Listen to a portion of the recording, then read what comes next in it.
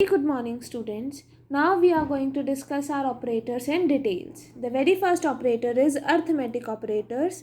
Arithmetic operators are used to perform arithmetic operations on data. The various arithmetic operators on C are addition, subtraction, multiplication, division and modulo division.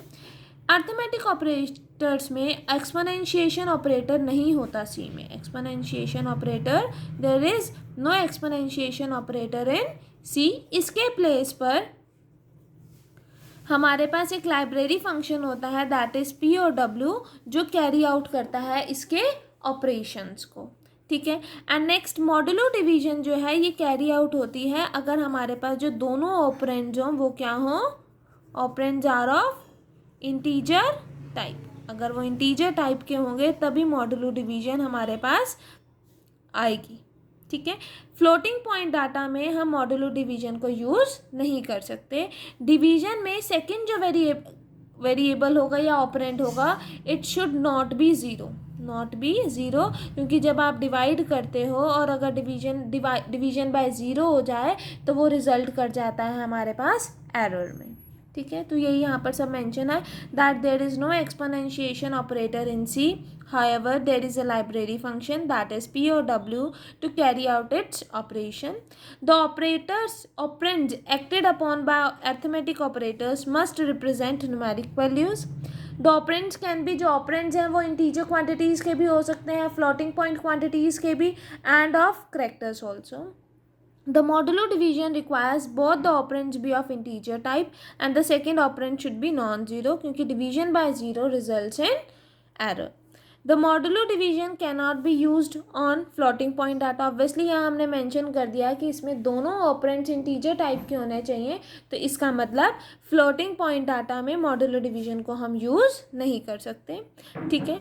अगर हम integer division की बात करते हैं, integer divisions में truncates any functional fractional part. That is अगर हम divide कर रहे हैं 9 divided by 2 तो हमारे पास रिजल्ट आता है 4.5. बट हम कर कैसी डिवीजन रहे हैं, इंटीजर डिवीजन कर रहे हैं तो ये ट्रंकेट कर देता है फ्रैक्शनल पार्ट.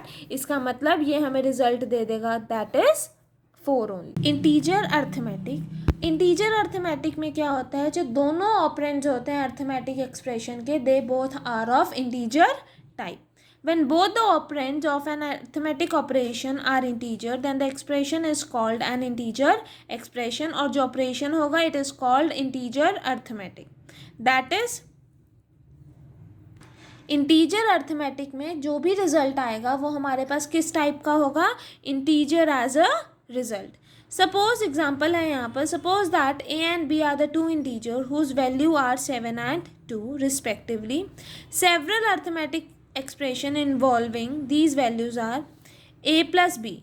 हमने 7 इंशलाइज कर दिया लेट इट बी a में और 2 इंशलाइज कर दिया b में, तो a plus B is 9, a minus B is 5, a multiply b is 14, a divide by 3. Integer arithmetic है, a divided by b that is 7 divided by 2. Integer arithmetic है तो ये फ्रैक्शनल पार्ट को ट्रंकेट कर देगा, तो ये रिजल्ट कितना देगा हमें 3. Next is modulo division. Modulo division में क्या आएगा, रिमाइंडर हमारे पास रिमाइंडर इज 1 क्योंकि 2 3 6 तो रिमाइंडर 1, तो इसका रिजल्ट क्या आ जाएगा 1. ठीक है. Next comes real arithmetic. Real arithmetic में जो दोनों ऑपरेंड्स होंगे अर्थमेटिक एक्सप्रेशन के वो कैसे होंगे, रियल टाइप के होंगे. An arithmetic operation involving only real operands is called real arithmetic.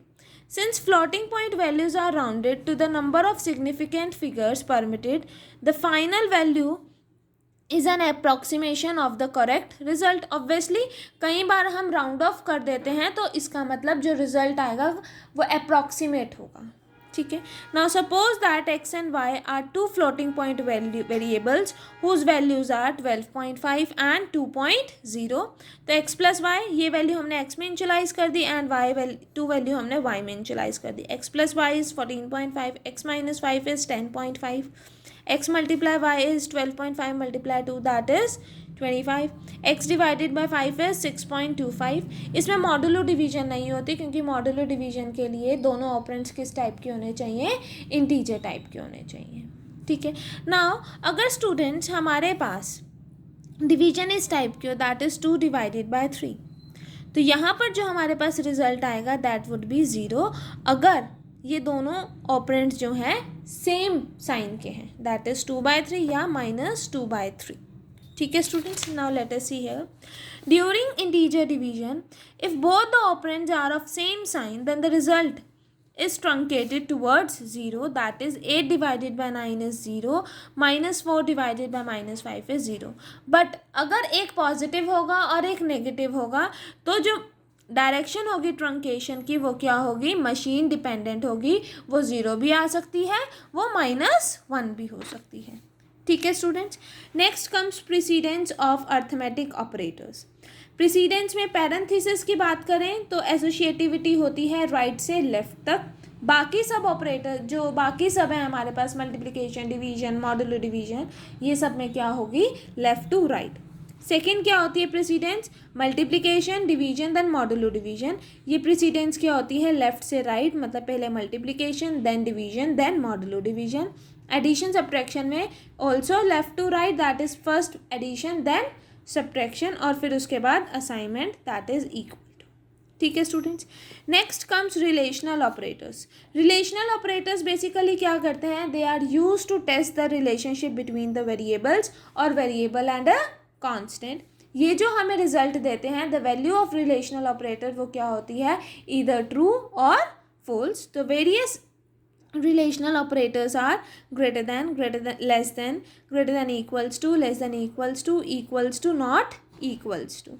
ठीक है, यहाँ पर हमारे पास मेंशन है that the value of relational operator is either true और false. For example 5 less than 10, क्या ये ट्रू है, यस, तो ये रिजल्ट वैल्यू क्या आ जाएगी रिलेशनल ऑपरेटर की, ट्रू।